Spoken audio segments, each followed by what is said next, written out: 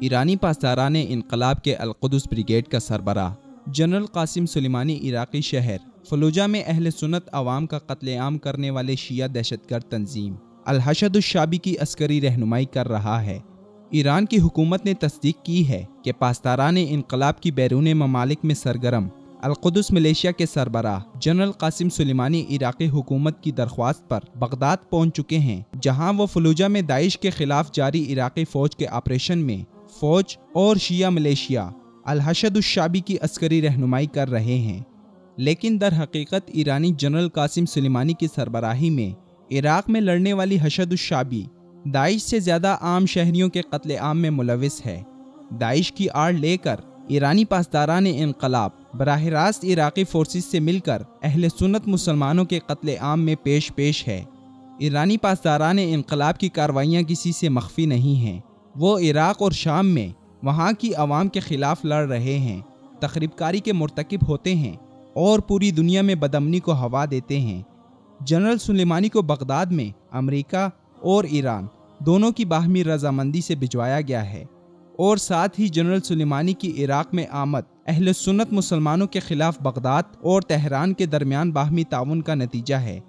ایران کے لیے عرب ممالک میں مداخلت کا کوئی جواز نہیں ہے، لیکن ایران روز اول سے ہی عرب ممالک میں فتنہ و فساد پھیلانے کی غرض سے براہ راست مداخلت میں ملوث رہا ہے۔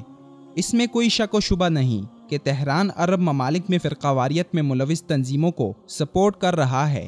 فرقہ واریت پھیلانے والے گروپوں کی مدد سے پورے خطے میں فرقہ واریت کی آگ مزید تیزی سے پھیل رہی ہے۔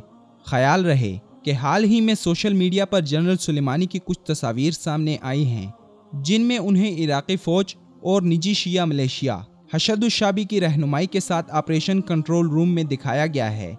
جنرل سلیمانی ایک ایسے وقت میں بغداد پہنچے ہیں جب عراقی حکومت سنی اکثریتی علاقے فلوجہ میں داعش کے نام پر عام مسلمانوں کے خلاف برسر پیکار ہے۔ عراقی نہتے مسلمانوں پر کیے جانے والے اس آپریشن میں عراقی فوج کو اہل تشیع کی متنازع عسکری دہشت گرد تنظیم الحشد الشعبی کے جنگجوؤں کی بھی پوری مدد حاصل ہے، جس پر علاقائی اور عالمی سطح پر بھی سوال اٹھائے جا رہے ہیں۔ عراقی حکومت کی درخواست پر جنرل سلیمانی اور دوسرے ایرانی فوجی افسران کو بغداد بلائے جانے پر وہاں کے سیاسی رہنماؤں نے بھی شدید تحفظات کا اظہار کیا ہے۔ علمبار صوبے سے تعلق رکھنے والے 3 ارکان اسمبلی نے خبر رساں ادارے رائٹرز سے بات کرتے ہوئے کہا کہ جنرل سلیمانی کی بغداد آمد فرقہ واریت کو ہوا دینے، شکوک و شبہات کو مزید بڑھانے اور داعش کی آڑ میں اہل سنت کے قتل عام کے سوا اور کچھ نہیں ہے۔ واضح رہے کہ فلوجہ شہر بغداد کے مغرب میں 50 کلومیٹر دور اہم ترین شہر سمجھا جاتا ہے۔ یہ شہر ماضی میں بھی امریکہ کے خلاف مقاومت میں پیش رہا ہے، مگر سنہ 2014 میں اس شہر پر دولت اسلامی داعش کے شدت پسندوں نے قبضہ کر لیا تھا۔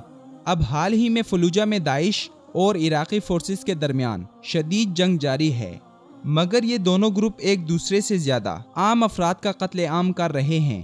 حشد الشعبی داعش کے نقش قدم پر چلتے ہوئے عام مسلمانوں کا تعلق داعش سے جوڑ کر انہیں ذبح کر رہی ہے، جبکہ دوسری جانب داعش نے بھی فلوجہ میں عام شہریوں کو ڈھال بنائے رکھا ہے۔